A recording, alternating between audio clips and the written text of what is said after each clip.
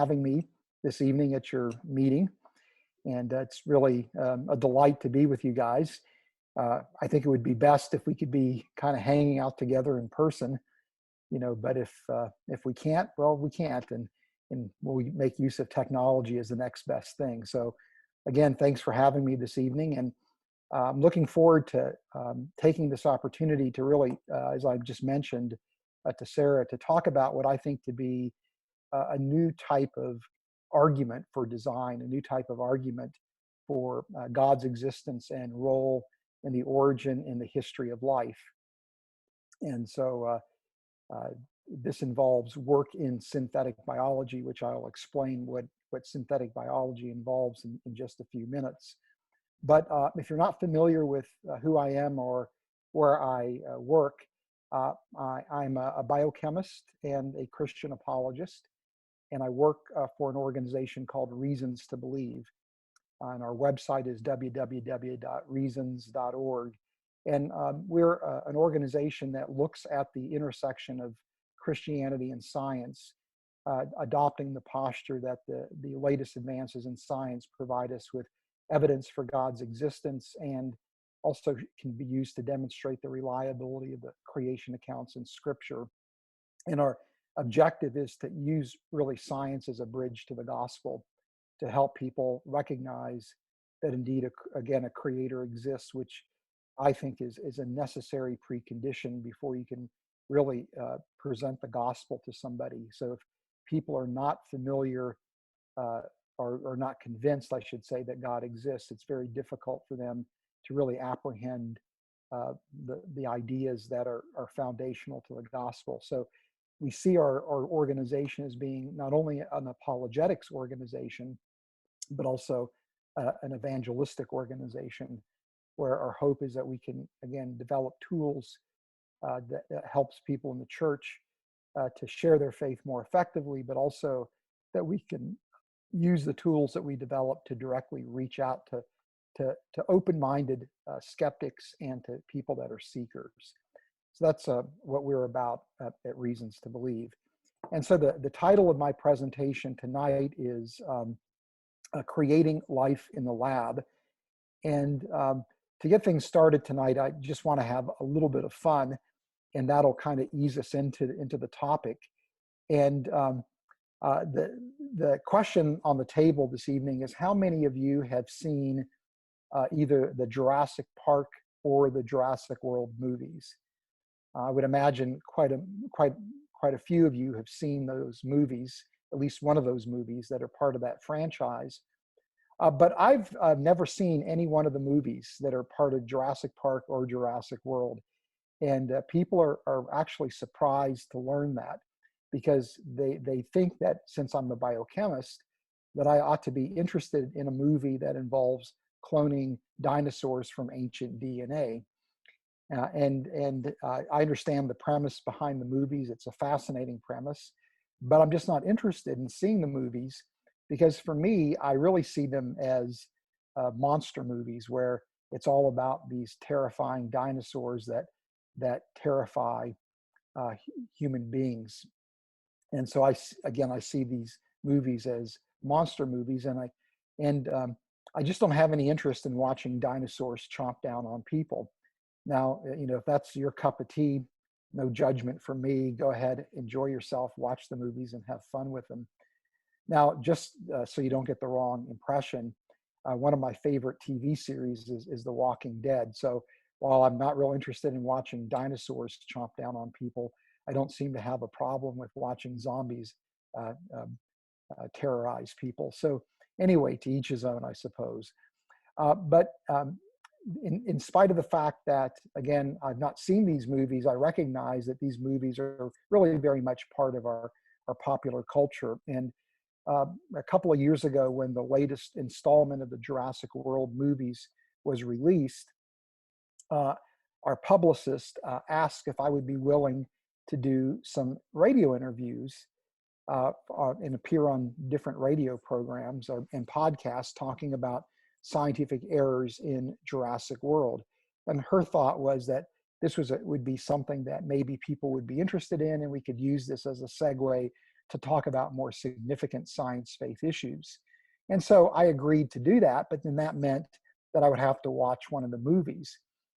And I didn't really want to do that. So I did the next best thing, and I Googled scientific errors in the Jurassic World movies. And I found a number of articles that paleontologists had written where they were complaining about the scientific errors in Jurassic World. So just at the risk of ruining these movies for you, I thought we could run through some of the scientific errors. And one of those errors has to do with the fact that the dinosaurs in the latest Jurassic World movie were not depicted with feathers. They were depicted with scales.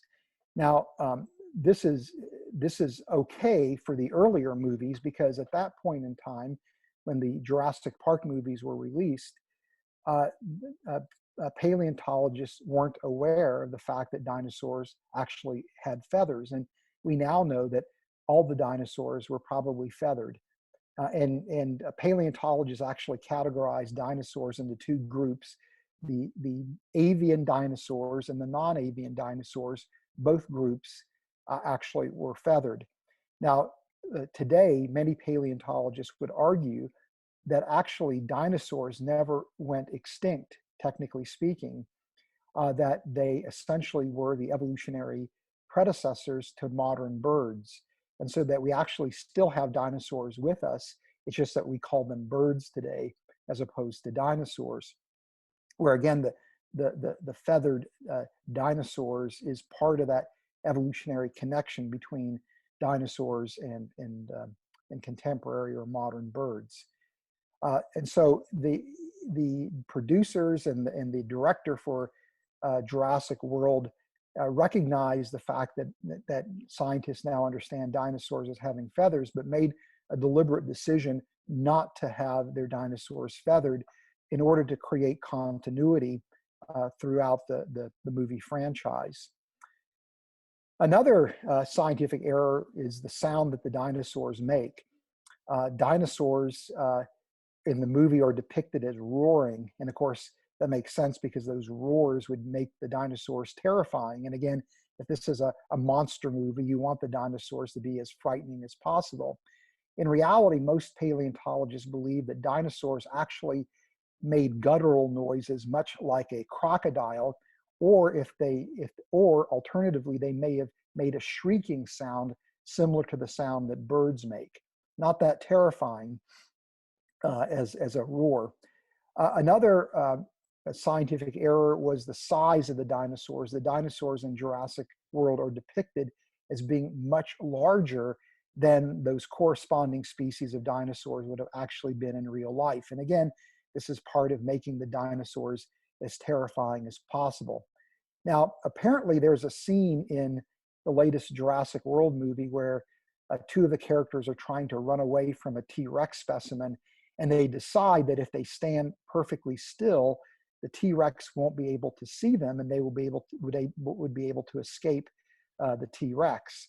And of course, this creates for all kinds of on-screen drama, but in reality, a T-Rex would have been able to see people whether they were moving or whether they were standing still. So just as by way of a public service announcement, if you ever find yourself being chased by a T-Rex, you want to keep running. You don't want to stop and stand still, hoping that the T-Rex won't be able to see you, because it will, and you're just making its job that much easier. The final mistake, the final scientific error in the Jurassic Park and Jurassic World movies is the idea that dinosaurs can be cloned from ancient DNA. Assuming that we could actually recover enough ancient DNA from dinosaurs to actually sequence the genomes, there's absolutely no way that you could ever genuinely clone a dinosaur from ancient DNA for a whole host of technical reasons. And so the bottom line is that the whole entire premise of the Jurassic Park and Jurassic World movies is actually scientifically invalid. And now, if that is disappointing to you because you were hoping that maybe one day we would be able to clone dinosaurs and that you would be able to interact with a real life dinosaur, don't be so discouraged, because there's actually a group of scientists who are working to try to to resurrect dinosaurs, to actually to bring dinosaurs back from extinction. And instead of using a cloning procedure, what they're doing is something rather different. What they are looking to do is actually reverse the evolutionary process. And again, as I mentioned earlier, many paleontologists believe that birds evolved from dinosaurs. And if that's the case, then the thought is that if they could go in and use genetic engineering techniques and techniques in molecular biology to reverse the evolutionary process, they could revert birds it back into a dinosaur-like creature, and in doing so, actually resurrect dinosaurs from extinction. And this is a serious research program that is now underway. And the bird that people are targeting to use as the model to create the very first dinosaur-like creature would be the chicken. And so scientists are trying to create what they would call the CHICKENOSAURUS. And this is serious stuff. This is not made up, goofy kind of science fiction stuff. This is real. This is a real research program. And if you think about it for a minute, it makes a lot of sense why scientists would choose to try to create a chickenosaurus, because we know an enormous amount about chicken biology thanks to the poultry industry. We understand how chickens develop in absolute detail. And we also have the chicken genome available to us. And so it makes a lot of sense to begin the process of reverse evolution working with chickens. And in fact, one of the scientists who is advocating this work is a well-known dinosaur paleontologist by the name of Jack Horner, who's at the University of Montana. And a few years ago, he wrote a book called How to Build a Dinosaur, where he lays out essentially this research proposal. And I love the subtitle of the book, Extinction Doesn't Have to Be Forever. Now, you may not know this, but Jack Horner actually was the inspiration for the Alan Grant character in the Jurassic Park movies. And so there's an intersection between Jack Horner and the Jurassic Park and Jurassic World movies, because he is, again, the inspiration for Alan Grant, and interestingly enough, is actually trying to resurrect dinosaurs from extinction. And here's a diagram comparing a chicken with the hypothetical chickenosaurus. And you can see that there are, again, these anatomical similarities between a chicken and, again, a dinosaur-like version of the chicken. But there's also some significant anatomical differences as well. And so the thought is that could we go in and manipulate the developmental process in such a way to force the chicken embryos to develop essentially dinosaur-like features. And in fact, this is another diagram showing how they would essentially modify chickens in order to make them dinosaur-like creatures. And that would involve modifying the tail structure and the hip structure, modifying the foot structure, the leg structure, the forelimb structure, and the snout or the beak.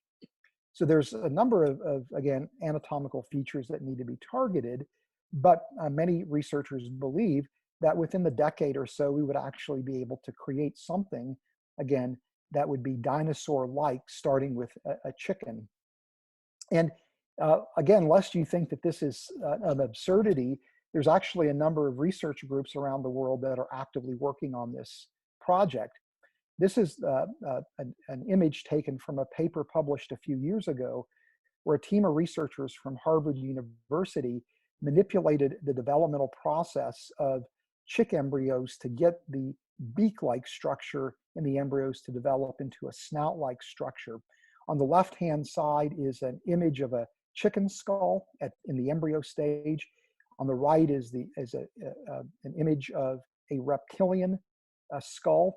You can see the differences, and in the middle is essentially a chick embryo that had its development manipulated by the use of molecular biology techniques, where the researchers added growth factors to certain regions of the skull at key points in the developmental process. And by doing that, were able to force the beak into developing into a snout-like structure. Clearly, they've got a way to go, but this is demonstrating that this kind of quote-unquote reverse engineering is possible.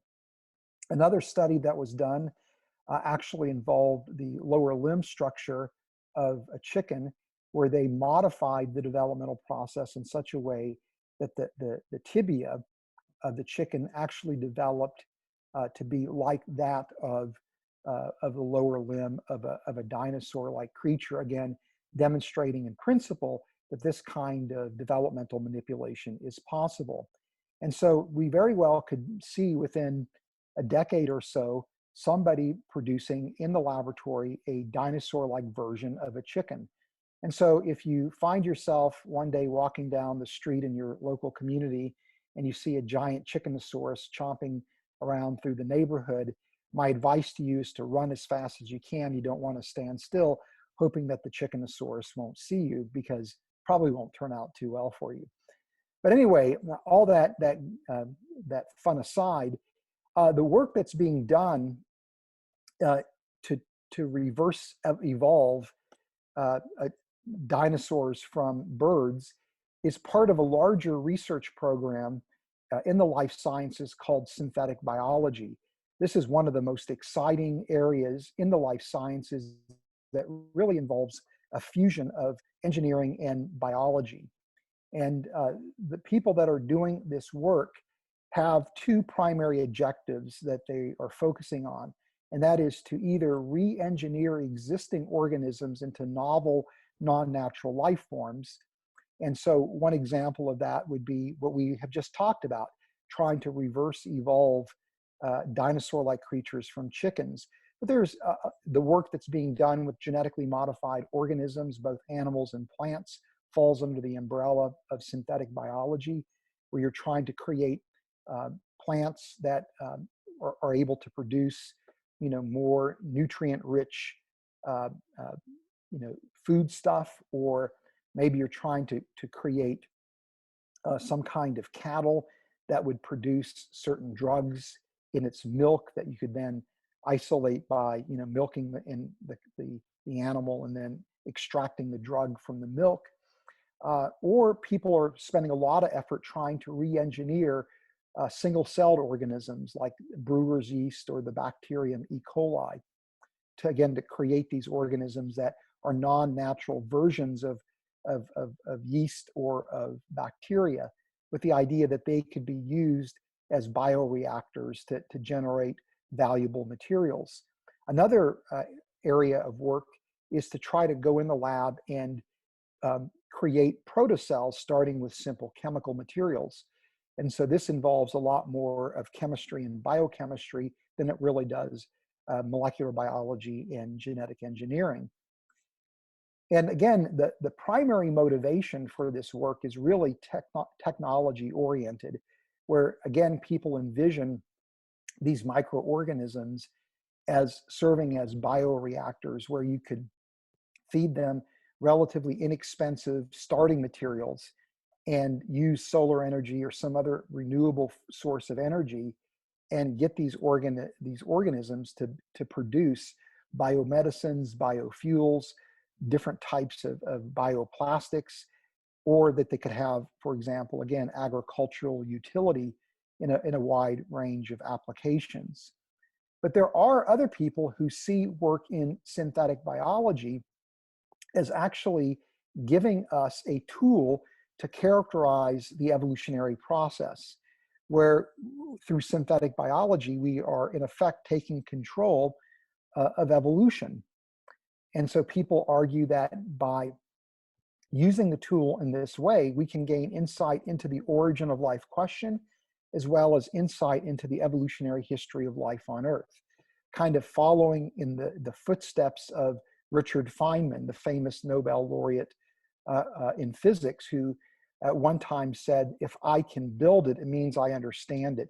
And so the idea here is that if we can manipulate the evolutionary process in the laboratory, it means that through that process, we will develop a fundamental understanding of the history of life on Earth, or understand how life would have originated. And one area where this work is really very important, where synthetic biology kind of intersects evolutionary biology, is in the area of the origin of life question, where the goal of researchers is to try to understand how life evolved on early Earth, starting with simple chemicals, and through that evolutionary process, generate the very first cells. And one way that researchers study this problem is what's called the bottom-up approach, where they go in the lab, they begin with simple chemicals, and they try to identify different chemical routes that could be used to contribute to the different stages in the origin of life process. And in effect, what they're trying to do is chemically evolve life in the laboratory, where the end product would be a protocellular type of entity that, again, would assume the properties of life. Well, this is also what's happening in synthetic biology, where researchers are beginning with simple materials and trying to create these chemical super systems that assume the properties of life. And so many people that work in synthetic biology cross over and actually do work in origin of life research today, and vice versa. People that work in origin of life research cross over and do work in synthetic biology. So this is one place where we see, again, synthetic biology being used not simply for technology development, but also to develop a fundamental understanding about the origin of life question. And then likewise, we see also people using tools in synthetic biology to understand the evolutionary history of life once after life appears on Earth.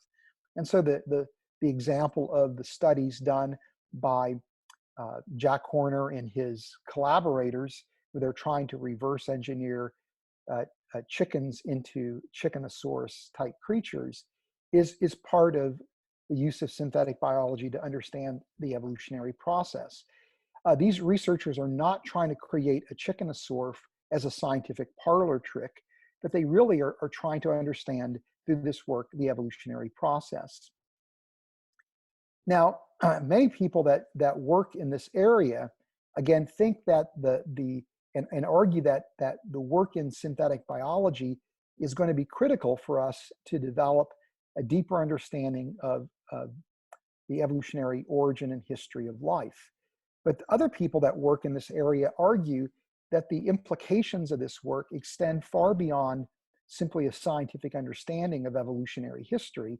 They actually argue that this work would have philosophical implications as well. That this work would actually give us a perspective on our place as human beings in the cosmos.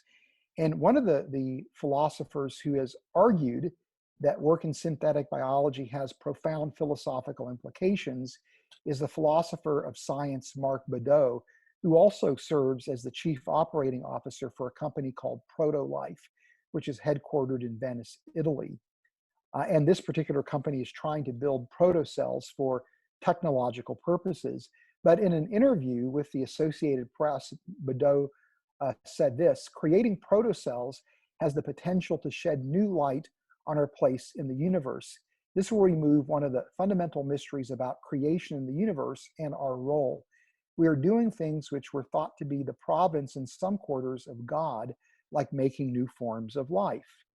And so for people like Marc Baudot, the argument is that if we can create protocells in the lab, or if we can reverse evolve chickens into chickenosaurus type creatures, that this is going to be clear evidence that there's nothing special about life whatsoever, that the evolutionary process is the best way to understand the origin and the design and the history of life, that it completely makes unnecessary a creator's role, again, in the origin, in the history of life.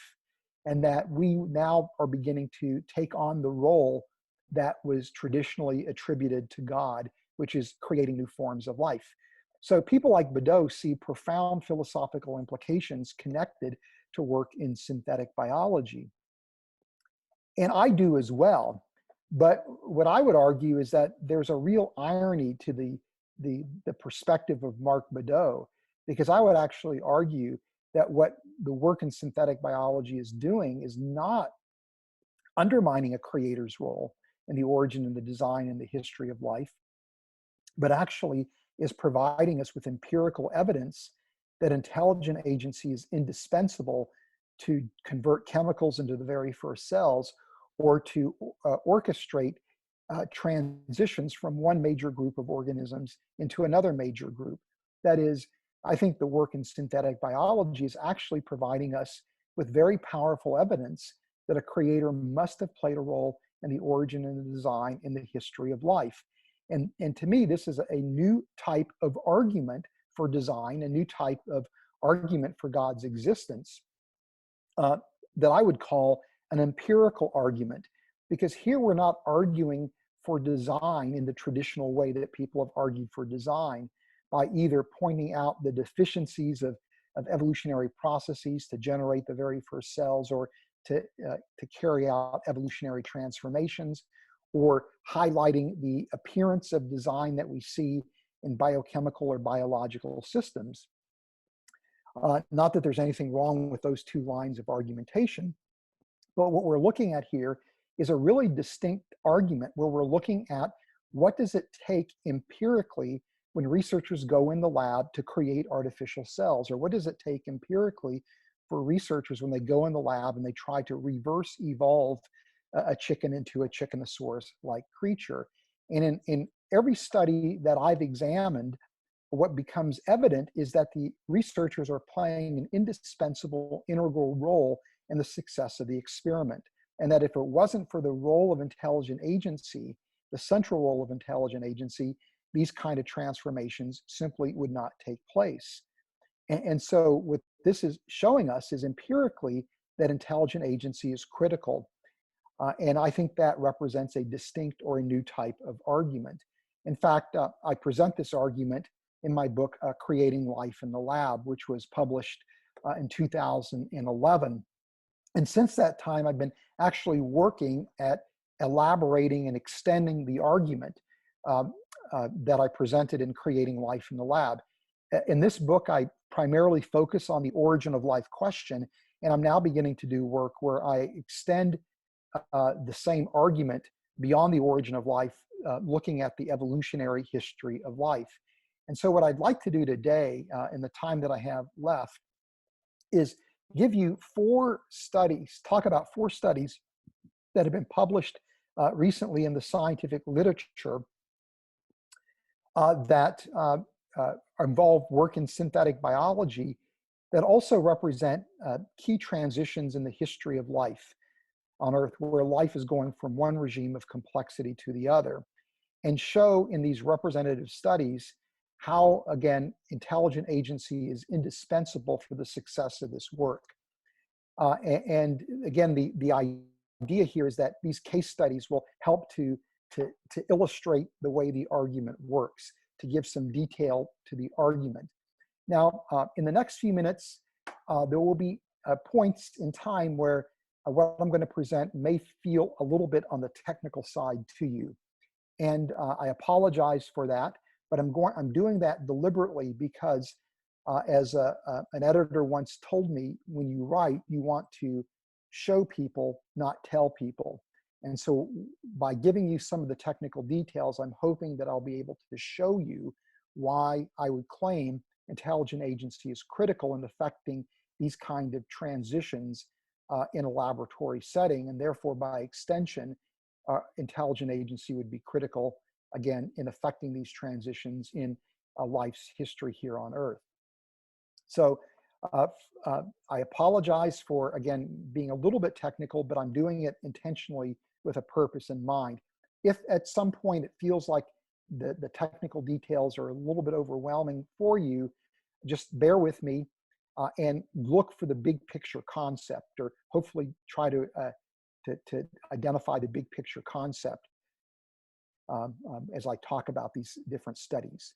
Okay, so the first study that I want to talk about really quickly is work by a team of Japanese scientists that created in the laboratory for the first time self-replicating protocells, where they were able to link the replication of the protocell with the replication of DNA in the protocell's interior. And this is significant because replication is one of the key features of living organisms. And for many people, the evolution or the origin of self-replication is equivalent to the origin of life itself.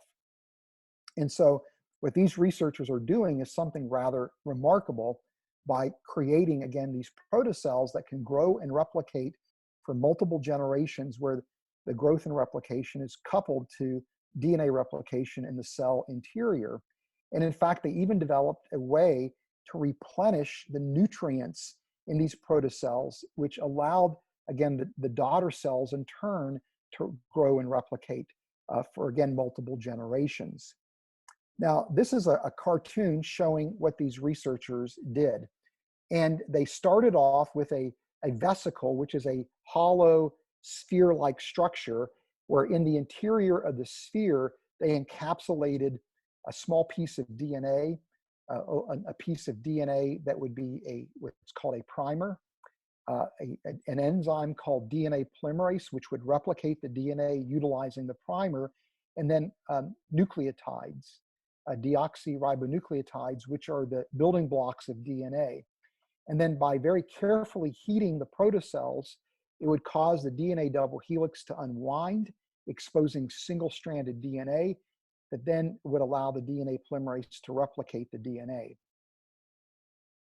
Afterwards, after that step was done, they would cool the protocells back down, causing the double helices to re-anneal. And then they added an external compound that would incorporate into the vesicle walls, and by doing that, would cause the vesicles to grow in size. And eventually, vesicles will grow to the point that they become unstable, and they will fissure into two daughter cells. So here we have growth and division of the protocells, as well as growth and division of the DNA molecules. Then what they then did is they added to the daughter vesicles another type of vesicle that they created that they call a conveyor vesicle, that would adsorb onto the surface of the daughter vesicles. And then by triggering a sudden change in the solution pH, they could get those vesicles that were adhering to actually fuse to create a new vesicle that would be essentially a replenished daughter vesicle that could then go on for another round of growth and division. Now, in order to do this, they actually had to very carefully select the right types of materials to build the vesicle walls, not only for the vesicles that were going to grow and replicate, but also for the conveyor vesicles. They also had to design and then chemically synthesize novel materials that don't exist in nature to actually cause the vesicles to grow, and then to couple the replication of the vesicles with the replication of DNA in the cell's interior. And so, in other words, in order to pull off this work, these researchers had to select vesicle components, phospholipids, that had the just right chemical and physical properties so that they would form vesicles that could then grow and replicate. They had to design and synthesize two non-natural lipids that, again, would be used for the growth of the vesicles, as well as coupling DNA replication with, again, the replication of the vesicles themselves. They had to very carefully adjust the composition of the lipid components that made up the vesicle walls.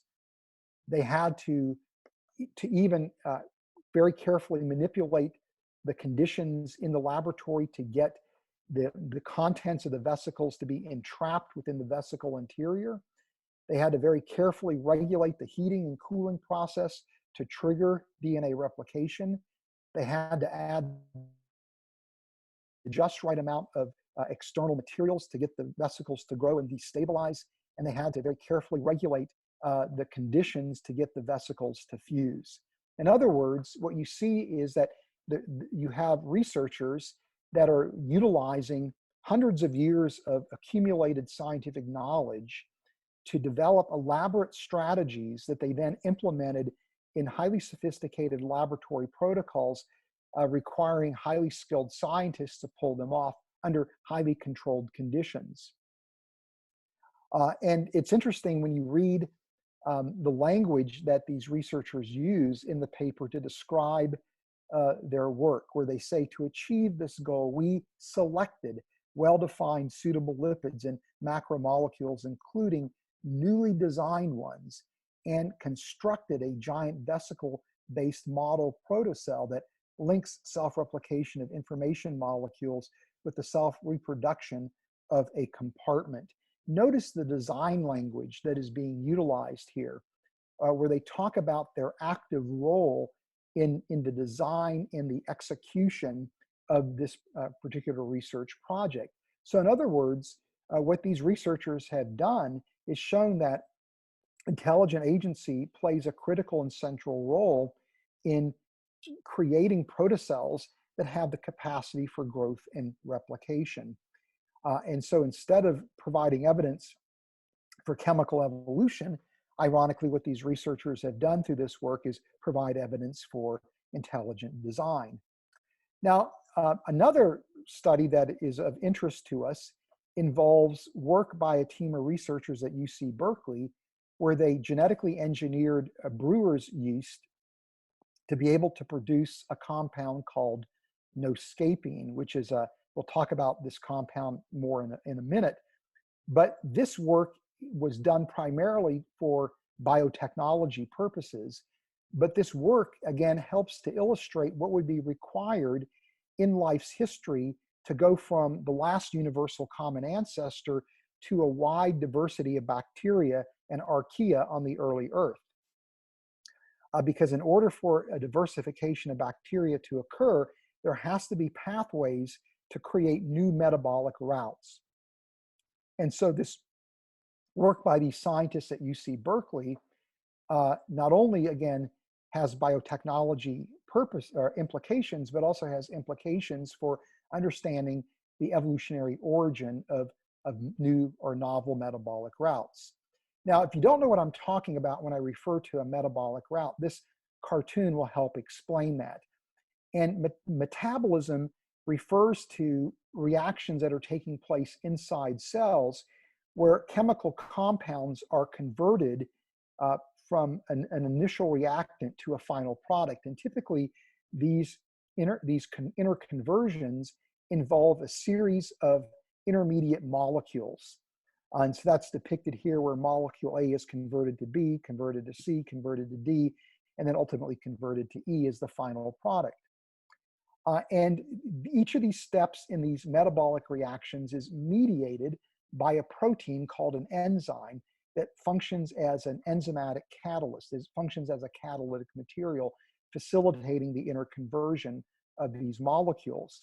And these metabolic pathways can be linear, or they can be branched, they can be cyclical in nature, but you have this integration of a large number of metabolic pathways inside each cell, and these metabolic pathways are producing the building block materials required for life to exist. They also are pathways that involve the breakdown of metabolic materials to liberate energy for the cell to use, or to process materials for excretion as waste materials. So these are very important processes, but the metabolic pathways that a cell possesses gives it a unique set of biological properties. So what this team of researchers wanted to do was to genetically engineer a brewer's yeast cell that was capable of producing a compound called noscapine. Now, this compound actually is produced by opium poppies and is used in many parts of the world as a cough suppressant. And you can imagine the bureaucratic nightmare and the red tape associated with growing opium poppies, with the idea that those poppies would be used as a source, as a raw material to isolate a compound like noscapine, given that opium poppies can also be used for illegal purposes. And there's a limit to the amount of opium poppies that can be grown in a year. And there's only certain parts of the world where these opium poppies will grow. And so the amount, in other words, of no-scaping is really limited to the amount of opium poppies that you can grow in a season. And the turnaround time to create the next batch of no-scaping involves months and months of time. Well, recently, biomedical researchers discovered that no-scaping actually has anti-cancer properties. It may be a viable cancer drug. And this is really exciting for a couple of reasons. One is it's a new potential cancer treatment, but also because no-scaping is already used as a pharmaceutical agent, it means that we have a lot of experience with the safety of this material, meaning that it can leapfrog right into the clinical studies. And so in anticipation of the fact that this may be a successful anti-cancer drug, the concern is that we would not be able to produce enough no-scaping to meet the world's demands if we produced the no-scaping through, again, harvesting opium poppies. The chemical synthesis of this compound is way too expensive to be viable. So a team at UC Berkeley had the idea that if we could genetically engineer yeast to create a no-scaping, giving that yeast a new metabolic pathway that was capable of producing no-scaping, that this would actually provide the means to satisfy the world's demands of this particular compound. And so this is the metabolic route that these researchers designed, where they started in the upper left-hand corner with glucose as a sugar source, and then essentially developed a metabolic route that would convert glucose into the compound called, into no-scaping. So it's a very complex metabolic route, as you can see from this diagram. And in order now to genetically engineer the yeast to carry out this complex metabolic route, where each of the steps in the reaction requires a distinct enzyme to catalyze a reaction, and each enzyme requires a distinct gene that they would have to incorporate into the brewer's yeast genome, these researchers developed a strategy where they were making use of pre-existing metabolic pathways in nature. So for example, there is a compound called scalarine that is part of the metabolic pathway in poppies that eventually will lead to the production of no-scaping. And so they took this scalarine to no-scaping pathway from opium poppies and identified the genes that mediated all the intermediate steps in this reaction pathway, incorporated those genes into the yeast genome. They then turned to the bacteria E. coli and identified a chemical route that, or metabolic pathway that could convert glucose into the compound called reticulene. And then they just figured out how to convert reticulene into scleroline, utilizing a pathway from rats that involves the production of dopamine.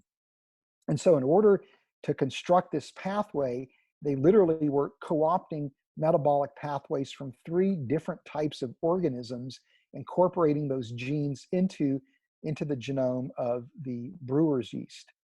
And then once they did that, they then had to manipulate each of the individual genes so that the enzyme that was produced would be the most efficient in terms of its operation in a yeast system. They also had to manipulate the regulation of other metabolic routes to make sure that those metabolic routes were not siphoning off compounds from the pathway that they were trying to genetically engineer. And by doing this work, they were able to produce a yeast strain, that was able to produce high enough levels of this compound that they think this technique could eventually supply the world's demands of this very important compound.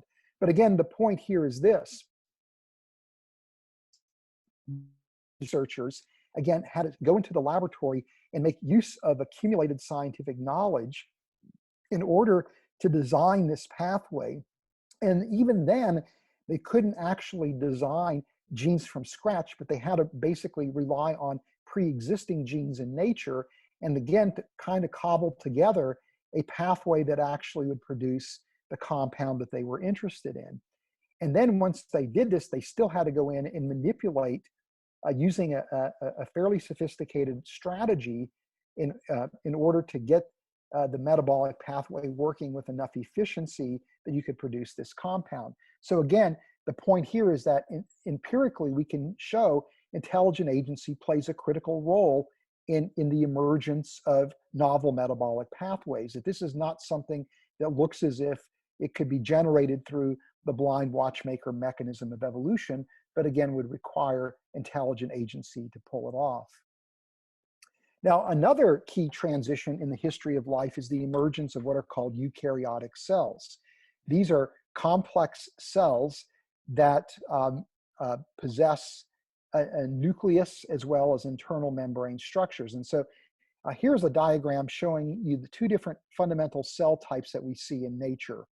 On the left are prokaryotic cells. These are the types of cells that would comprise bacteria and archaea. These are cells that are about on the order of 1 to 10 microns in size, relatively small cells that don't really have any kind of genuine internal structures whatsoever. On the right is a cartoon of a typical animal cell, and you can see, again, how complex this cell is. It is somewhere between 10 to 100 microns in size, where you can see from this diagram that the size of a prokaryotic cell is roughly the size of a mitochondria, which is an organelle found in eukaryotic cells. And again, these cells have a very elaborate internal structure comprised of organelles, a nucleus, and networks of membrane structures that all perform distinct metabolic processes for the cell to contribute to the cell's survival. Now, from an evolutionary perspective, the argument is that eukaryotic cells evolved through a process called endosymbiosis. And what that means is that at one point in evolutionary history, presumably some kind of bacterial cell would have essentially taken up within its interior another microorganism. And that bacteria that was engulfed by the host cell or by the mother cell would be called an endosymbiont. And it would establish a symbiotic relationship with the host cell where they would mutually support one another metabolically, and over time develop such an intimate association that the endosymbiont becomes a permanent feature in that host cell. And then the argument goes that over time, these endosymbionts would undergo a process of genome reduction where they would jettison genes, making use of the host cell biochemistry, and eventually become permanently enslaved to the host cell as organelles. And so this is the evolutionary model for the origin of, again, eukaryotic cells. Now, this is the leading evolutionary explanation for the origin of complex eukaryotic cells, but there's a lot of questions that remain in the minds of evolutionary biologists in terms of how this evolutionary history could have unfurled.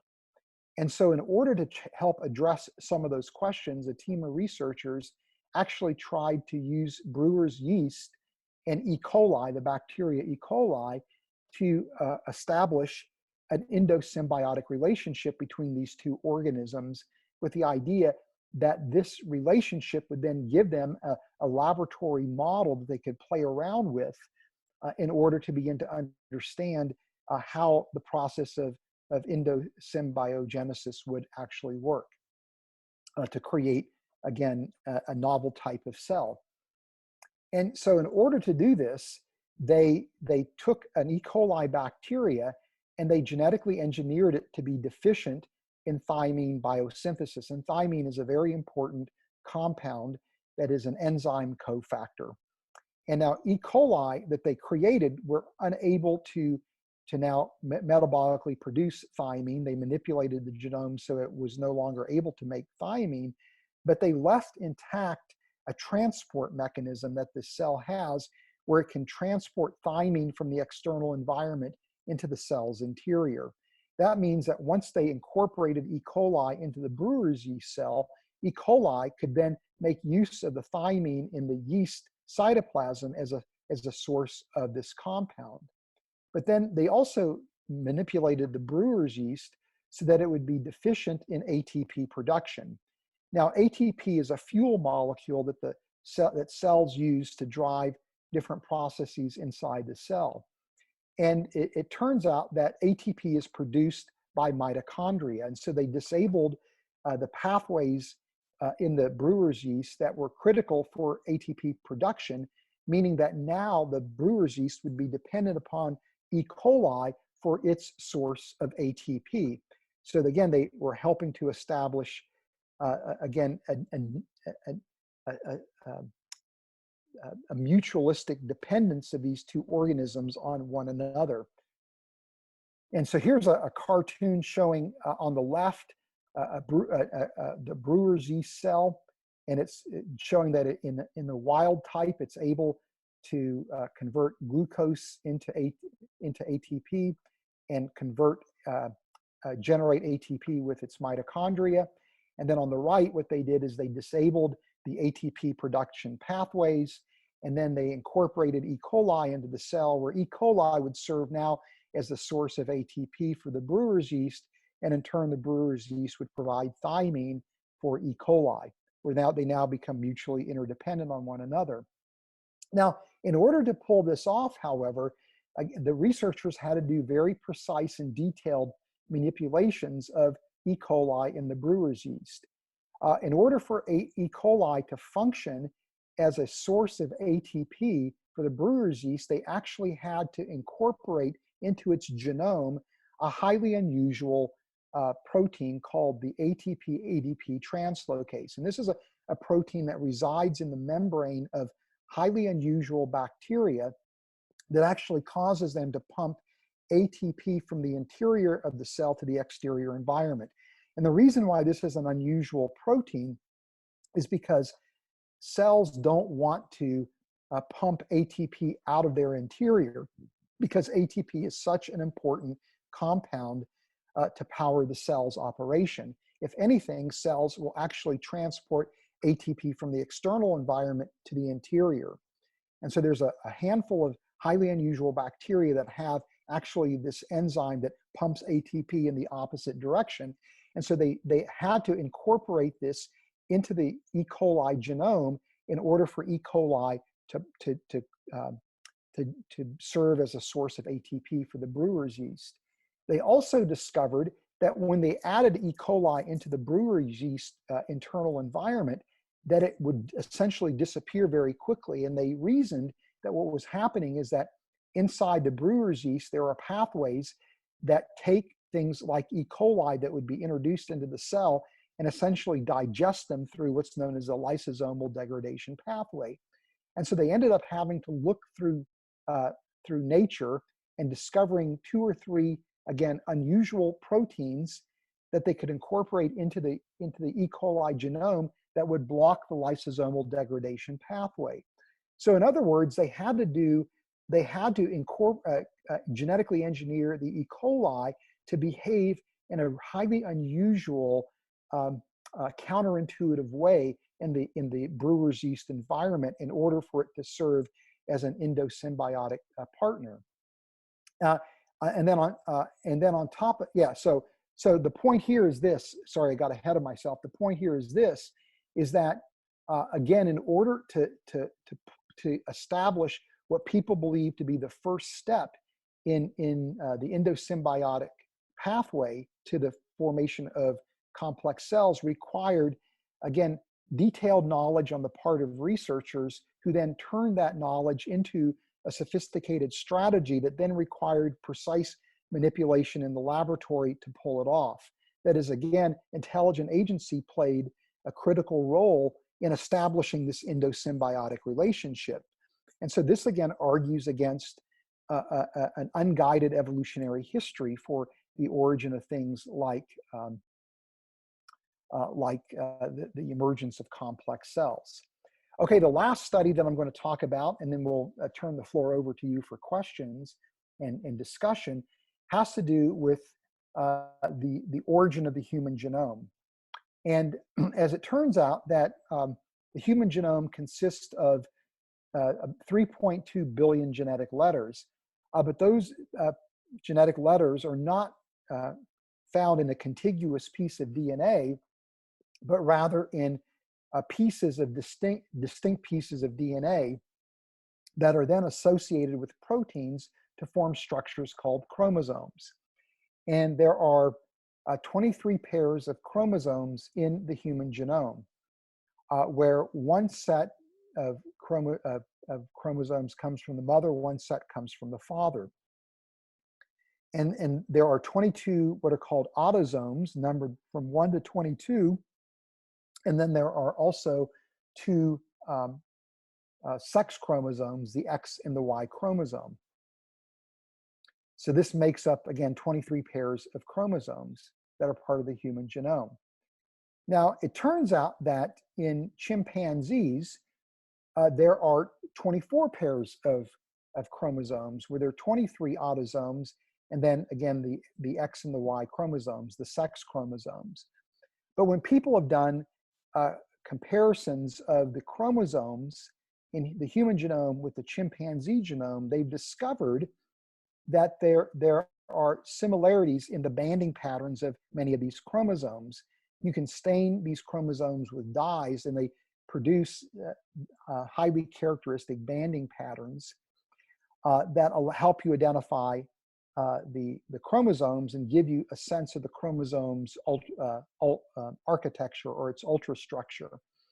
And one thing that people have noted is that human chromosome 2 actually looks like it formed from the fusion of two chimpanzee chromosomes that are called 2A and 2B, where it looks as if these two chromosomes essentially align end on end and actually underwent a fusion to form human chromosome 2. And so many people argue that this is compelling evidence for human evolution, where the idea would be that when humans and chimps diverged from a common ancestor, the lineage that led to modern humans involved at some point in time this chromosomal fusion event from, again, these two chromosomes 2A and 2B.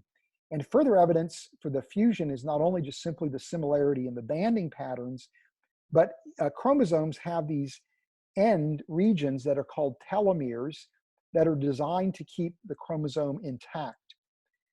And it looks as if in the human chromosome 2, there are these internal telomeric regions near the center of the chromosome, near the site where they think that the end-on-end fusion would have taken place. In addition to that, chromosomes also have a structure called a centromere, which serves as the attachment point for what's called the mitotic apparatus, or the mitotic spindle, that will separate chromosomes during the process of cell division. And it turns out that human chromosome 2 has two centromeric regions, one region active, the other region inactive. And so on that basis, the argument is it looks as if the human chromosome was a product of again, a fusion event where these two chromosomes fuse to form human chromosome 2. Now, in my book, Who Was Adam?, I acknowledge that it does indeed look as if a chromosome fusion event took place, but I argue that it doesn't look to me like that fusion event actually is due to unguided evolutionary processes, but rather must involve the work of an intelligent agent. And the reason why I argue that is because telomeres are actually designed to give chromosomes stability and designed to prevent chromosomes from actually fusing with each other. Now, when chromosomes break, which can happen, they will have these sticky ends that will fuse with other chromosomes. But again, you wouldn't expect the chromosomes to break at the telomeres, because the whole purpose of the telomeres is to prevent fusion from happening. So you wouldn't expect telomere-telomere fusion to be widely occurring. If it happens, it should be an incredibly rare event. And even if you did break a chromosome right at the tip end near the telomere, again, that should lead to an instability of the chromosome, not to a fusion event, because it also would require another chromosome at the same time to have its telomere break as well in order to support that telomere-telomere fusion. And once the fusion takes place, you're going to wind up with a mismatch in the number of chromosomes in the genome. And we know uh, from studies where we breed hybrids, creatures that have parents of different species, that many times these hybrids are either non-viable, or if they're viable, they turn out to be infertile because of the mismatch in the number of chromosomes. So from my perspective, if there was indeed a chromosome fusion event, I see it as something that would be designed that way or engineered that way by a mind, not the product of unguided evolutionary processes. Well, it turns out that recently, two teams of researchers independently studied brewer's yeast again, looking for insight into how chromosome fusion would take place. And what they did is they tried to create brewer's yeast that had a single chromosome, beginning with the 16 chromosomes that the wild type brewer's yeast typically has. And so what they did is they developed a process by which they would fuse select chromosomes together to go from 16 to 12, then from 12 to 8, then from 8 to 4, and then from 4 to 2, and eventually from 2 to 1. But in order to pull off this event, it required that these researchers, again, perform telomere-telomere fusions. But what they had to do is use CRISPR gene editing technology to very carefully delete telomere sequences at a very precise place in the telomere. They couldn't just simply randomly break the telomere, but it had to be a very precise breakage point that was in such a way that they were careful not to destroy critical regions in the genome that would be right next to the telomeric sequences. They also discovered that they had to immediately delete one of the centromeres that would result when the two chromosomes fused, because if they didn't do that, it would confuse the reproduction process and the cells wouldn't divide properly. And they also had to make sure that the centromere that resulted in the fusion event would result physically near the center of the chromosome. And so this is a cartoon showing, again, how they would have to very precisely manipulate the chromosomes in order to get the fusion process to take place. And if they didn't do this, the organism would die. And so what this is basically showing is that in order for telomere-telomere fusion to happen, it has to be a carefully orchestrated process under highly controlled conditions. But again, this study shows that to get telomeres or chromosomes to fuse telomere to telomere requires a detailed understanding of the biology of the organism. It requires the capacity to, or requires an elaborate strategy that again is carried out in highly sophisticated laboratory protocols by highly skilled scientists doing detailed manipulations in the lab. So in other words, again, intelligent agency was required. And so what I hope I've been able to show here in the last few minutes is that when we look at 4 representative studies in synthetic biology that represent different stages in the history of life on Earth, from the origin of life to the origin of new metabolic systems, to the origin of eukaryotic cells, to the origin of the human genome, that in all 4 cases, again, intelligent agencies seem to be an indispensable part of driving these kind of transitions. And so therefore, by analogy, we would argue that the origin and the history and the design of life must require the work of a mind. And again, I believe that this represents a new type of argument for design. And I personally find this argument to be rather effective when I'm engaging skeptics, where they will almost always agree that researchers indeed played a critical and central role in the success of the experimental design. And many times, though, in spite of acknowledging that point, people will be resistant to the theological implication that then, does this mean that the origin and the history of life requires the work of a creator? they're resistant to making that theological leap, but they will very much agree, I find, with the point that, again, the researchers are playing a central role in the success of these experiments, and that intelligent agents were indeed required. And so to me, that actually is significant, because it means that we're now pushing the conversation into the arena of philosophy and theology, which is where you want to be when you're beginning to try to make a case for a creator, where science is now paving the way to making the philosophical and theological argument. Okay, I'm going to go ahead and conclude the presentation there and turn the floor over to you. And I think what I'll do is I will stop sharing my screen as part of this process. So, okay. All right, you guys could ask your questions in the chat box if you have any questions.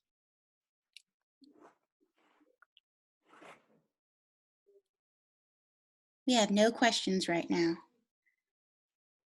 Would it be better if you guys raised your hand and asked? Is that what you guys want to do? Oh, looks like there's a question coming from. Okay, there's one from Darren. He says, did they get the symbiotic cells to work? Yes, they were able to eventually get a stable symbiotic system. So this is going to be a really, I think, valuable tool in trying to understand what's required for the endosymbiont hypothesis. And I suspect as they continue to do more work on this system, again, it's going to continually reveal that intelligent agency is critical for every step in this hypothetical endosymbiont process. But yes, they were able to get stable symbiotic systems eventually. But that's in a sense that it took a lot of work to get there. And so what you're looking at in that experiment is really the initial step in the whole endosymbiont pathway, which is to first of all establish the endosymbiotic relationship. And again, what it's showing is that by no means is an easy feat whatsoever. All right. The next question is, have they seen actual evidence for these symbiotic intermediates in nature? That's a good question. There is evidence for the formation of endosymbiotic relationships. There are a number of organisms that have internal endosymbionts. But what's interesting is that those internal endosymbionts have highly unusual biochemical properties that actually would be properties that, other than in an internal environment within a cell, would actually be properties that would detract from that organism's survivability, not promote its survivability. So it almost looks, if you compare this study with what's required for establishing those endosymbiotic relationships, it almost looks like those organisms would have had to been designed as well, or that those organisms that, again, have that endosymbiotic relationship. It's very difficult to envision how those systems would have evolved. And a big problem is the fact that you have this ATP, ADP translocase pumping ATP out of the interior of a cell.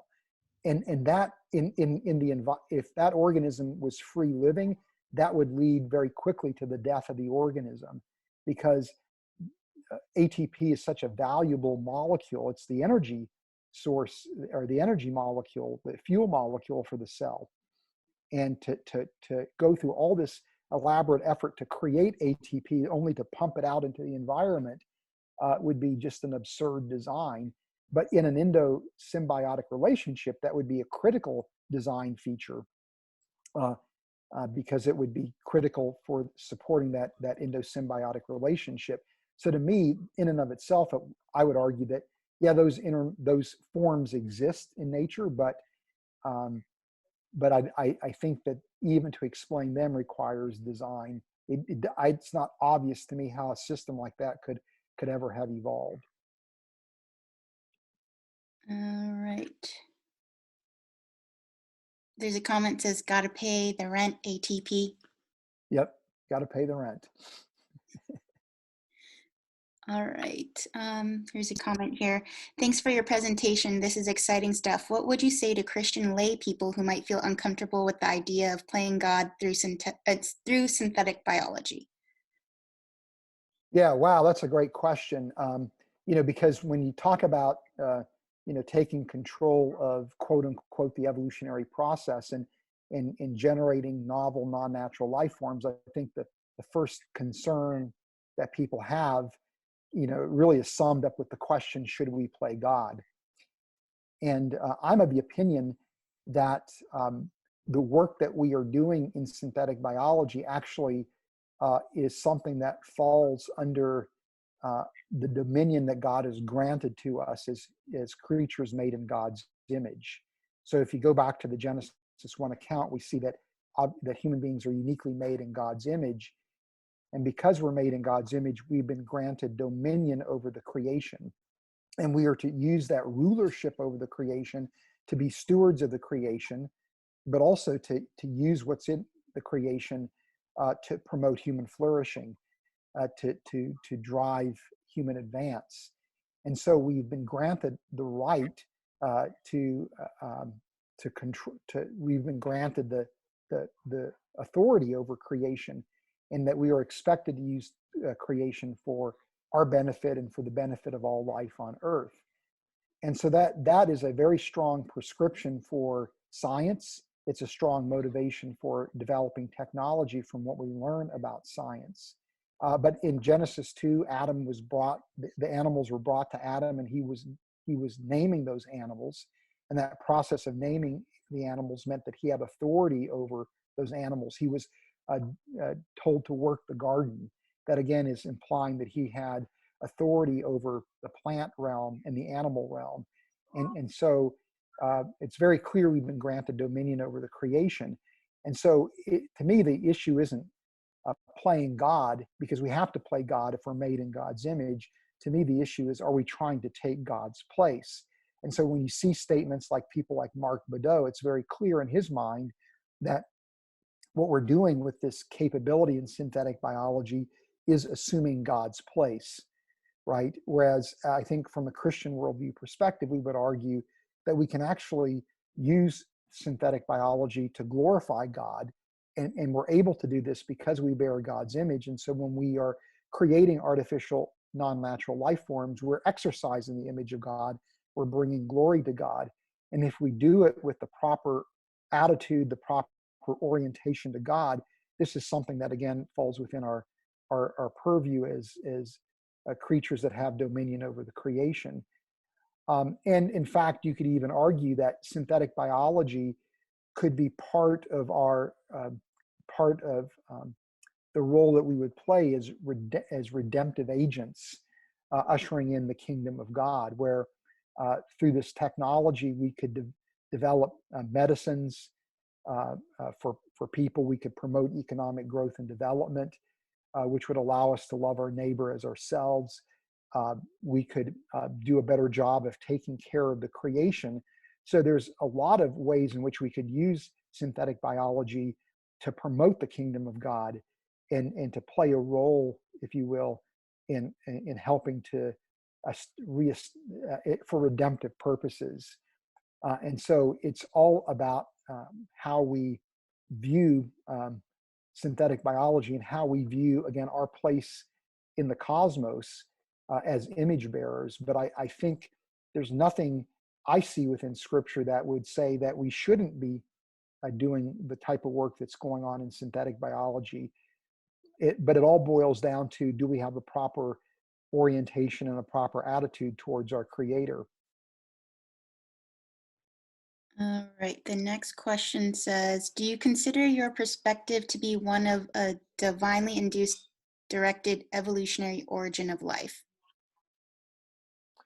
I would argue I'm a creationist. I'm not a theistic evolutionist or an evolutionary creationist. So I'm an old earth creationist. So I believe that God directly intervened to bring about his creative purposes. And so I would not see this as being, again, a divinely orchestrated evolution, but rather something that was designed through a creator's direct and personal involvement throughout, history. Now, I do believe that there's some components of the evolutionary paradigm that are valid. So I'm completely comfortable with microbial evolution or microevolution and speciation and things like that. I just think when it comes to events in life's history where we see innovation, that requires a creator's direct involvement. And in effect, the examples I talked about in synthetic biology really involve, again, or show intelligent agency must be directly involved to affect those transformations, and therefore, by analogy, a creator must have been directly involved in the origin of life, the origin of eukaryotic cells, the origin of the human genome. So I see a creator being directly involved. All right, the next question here says, couldn't a skeptic argue that the main fault of this argument, that the use of synthetic biology requires a mediator to facilitate these changes, isn't that, I'm having a hard time reading this question. Hey, did you just want to ask your question? I'm having a hard time reading it. Marcus? Sorry, I'm really tired, so it got kind of muddled halfway through writing it. That this argument that synthetic biology could be used as an argument for a creator because each of our experiments have required a mediator to facilitate this process. Couldn't a skeptic come up and say the main issue with that is in the lab, you don't have the amount of time that is theorized it took for a proto-cell to arise from nothing, quote unquote. And that because of that, we're limited and we require a mediator, being scientists. Yeah, that's a great point. And another objection I've heard that's somewhat related to that is this objection that, well, of course you have to have researchers involved, otherwise there's no way for the experiment to be carried out if you don't have researchers involved. And so they would argue that along the lines that you're arguing, that it's not a very compelling or strong argument. But to me, it's not so much that you have to have researchers involved as facilitators, or that you have to have, by definition, researchers in order for the experiment to transpire. It's what role is the researcher actually playing in the experimental process. And so in all the 4 studies that I showed you, and this is true practically in every study I've seen in synthetic biology, the researchers are not just simply setting up the experiment and letting it rip, or they're not just simply facilitating the experiment, but rather, in order to affect the transition, they literally have to sit down and develop highly sophisticated and sometimes rather ingenious schemes in order to pull it off. That is, there's a lot of forethought that goes into it, where they're anticipating the different steps that are going to be required in the future in order to pull off, the transformation or the transition or the change in the organism, right? As they re-engineer these organisms, and then it requires a manipulation in the laboratory that's highly precise under exacting controlled conditions. And so what you see carrying out this work, you have to be highly precise. And this is not what you would have available to you in nature, that high precision. And so the researchers are not merely facilitating the transformation, or they're not just setting up the experiment and letting it run. They literally are playing an integral, indispensable role in the experimental design and in the execution of that design in the laboratory. So it's a valid well, it's an objection that I've heard, but I just don't think it's a valid objection because I think they're shortchanging what these researchers are actually contributing when it comes to the success of the experiment. Excuse me.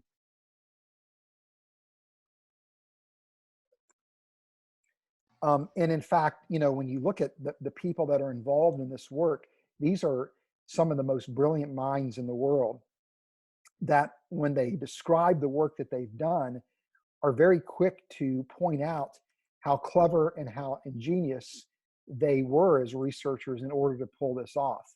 So these researchers are essentially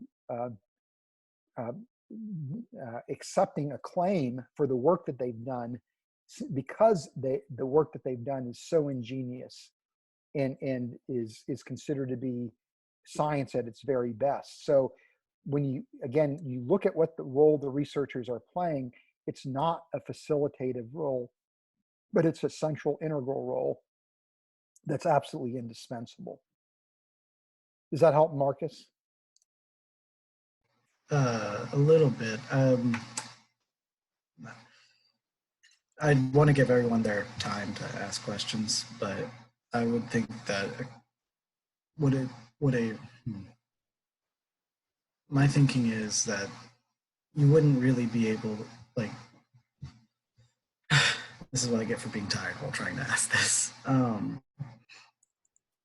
They're not facilitating the processes. No, they're playing an active role in them. But wouldn't it be arguable that the researchers have to play an active role as kind of to make up for the fact that that time that's required for essentially chance to make it happen, it's not possible to do that within the lab or any human timeline. Okay, well, let me respond to that by looking at the last study that I talked about with the fusion of the yeast chromosomes. Because what they discovered is that if they didn't, at the point of fusion, actually eliminate or disable one of the centromeres, it would confuse the mitotic apparatus during the cell division process, and that would lead to the yeast cells dying. So they had to, at that point in time, disable that centromere. That was the only way they could get the fusion, the result of the fusion to be a viable yeast cell. Well, in the human chromosome 2, there are, again, what appears to be two centromeric regions, one of them active, one of them inactive. But that inactive region was believed to, at the time of fusion, to be active. And over time, accrued mutations to the point that those mutations inactivated that centromere. Well, what you see here is that evolutionary model is completely incompatible with what the results of the yeast study are, or you had to disable that centromere at that point in time. So the researchers were not facilitating with that disabling of the centromere. They were not facilitating something because of time constraints. They weren't speeding up time, but they were showing that there's no way you could actually have that centromere inactivated over a long period of time and have a viable offspring as a result of the fusion event. Does that make sense? So what they were showing is that they were playing by inactivating it at the time of the fusion event. They were actually playing. They had to figure that out, and that became now part of the strategy to effectively fuse chromosomes in yeast. And what they were showing is that they were actually playing an indispensable role that could not be replaced by time on an evolutionary scale. Does that make sense? Yeah. Thank you. Great talk, by the way. Thank you. All right, we have a comment that says, thank you for your biblically reassuring response. And then another question, it says here, as Christians, should we support any cells used in vaccine? Wait, hold on. Annika, do you want to ask your question? I can't quite understand what it says. Oh, okay. Can you hear me? Yes. Okay. So as Christians, should we support any cells used or vaccines produced using aborted fetus? Oh, great question.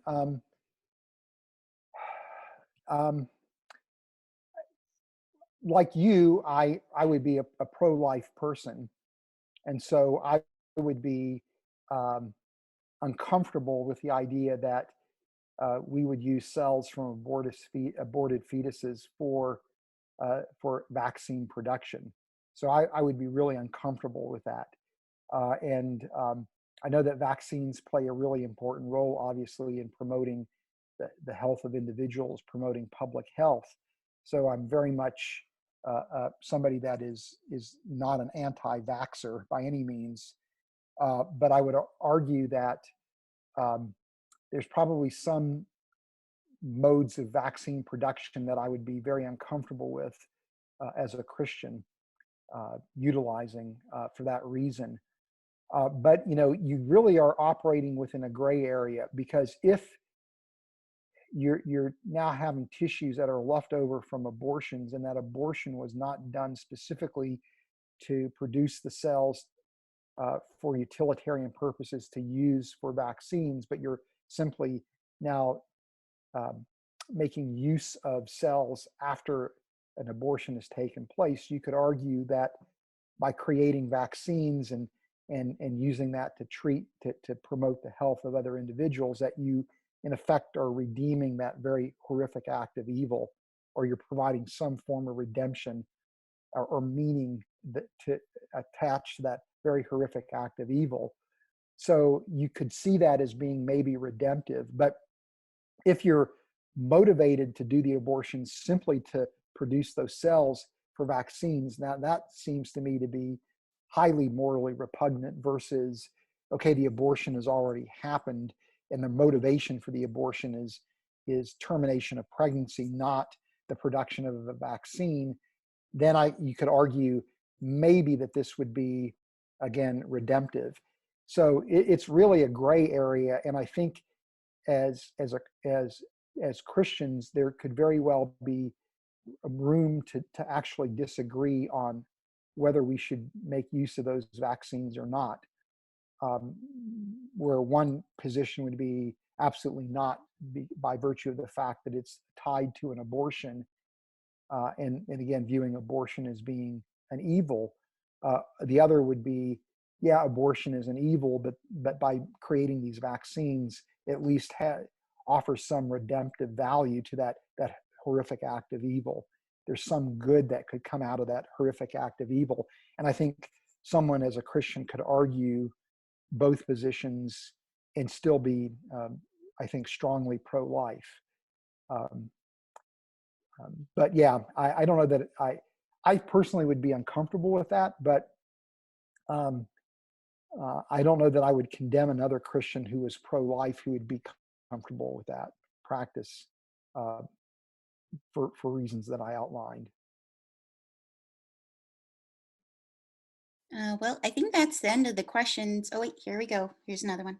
Well, actually, it's from Brian. He says, how much would someone have to pay you to watch the Jurassic Park World movies? Well, now it's become a matter of principle that there's no amount of money that anybody could pay me, because now otherwise it ruins a really good opening for a talk. Yes, when this is over, I think Brian's going to take you out to the movies. All right. Yeah. And then we have a comment here. It says, thank you for your response. God bless you. No, thanks. Do we have any more questions? Or if there isn't, I think we're done for the night. Nothing coming in? Does anybody just want to ask it through the mic? Oh, wait, here we go. Let's see. I have a question here. It says, hi, Jane. What do you think? Me? I'm not the one who's answering the questions. This is for Fuzz. What do you think about CRISPR-Cas9?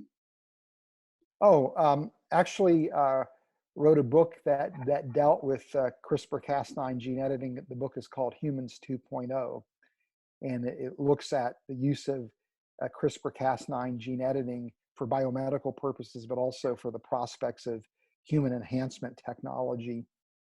And so I see it as a very powerful tool that would be used to manipulate the genomes of organisms with high precision. So it's going to be a tool that will be used heavily in synthetic biology. In fact, it already is. And it could be revolutionary in the way that we treat human diseases and human genetic disorders. And so it could revolutionize medicine, really providing us with a way to treat thousands of genetic disorders for which there are currently no treatments whatsoever. So I'm very high on the technology, but it also is a technology that could be horrifically abused as well, because it could be used for the creation of designer human beings or in even genetically enhanced human beings. And because of the ease of use of the technology and the power of the technology and the fact that the technology is really inexpensive, it could easily wind up in the hands of people that wouldn't be necessarily experts, but who would be kind of rogue individuals that would misuse or misapply the technology. So I think there's some very real reasons to be concerned about how that technology could be misused. And we definitely need to be vigilant, as Christians, monitoring how people are using that technology. But we have to recognize that the technology is also very powerful and can be used for enormous amount of good.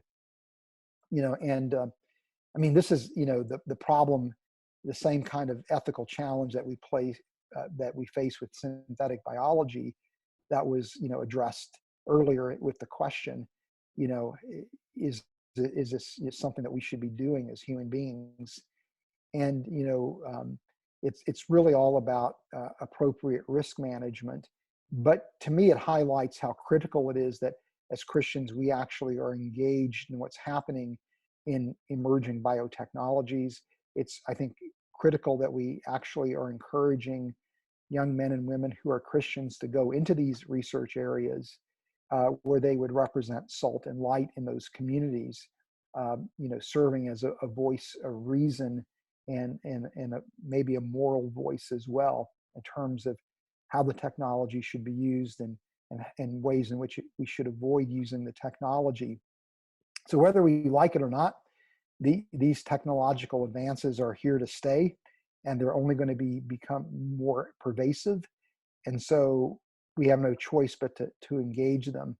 So it's everything that we're looking at with emerging biotechnology is ultimately a double-edged sword. It can be used for good, it can be used for horrific purposes. And the technology is powerful enough that if misused, it can really lead to devastating consequences on a large scale. So again, we've got to be vigilant, but I don't think we want to adopt a posture where we condemn or ignore the technology, hoping that it goes away or never matriculates. It will become part of our lives. And so the best thing to do is responsibly engage it in a credible way.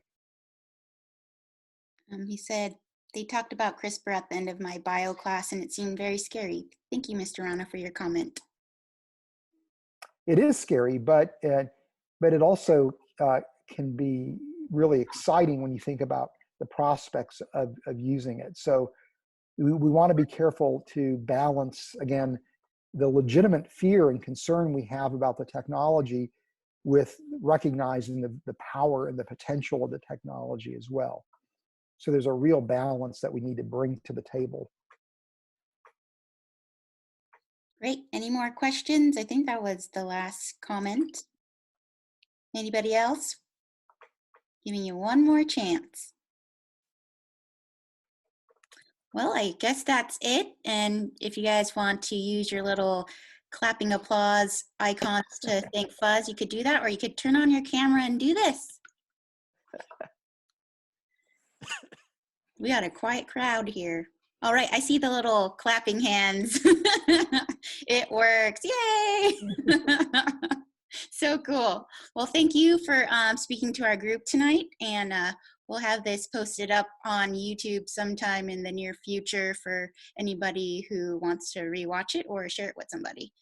So thanks for coming, and you guys all have a good night. Bye. Thanks for having me.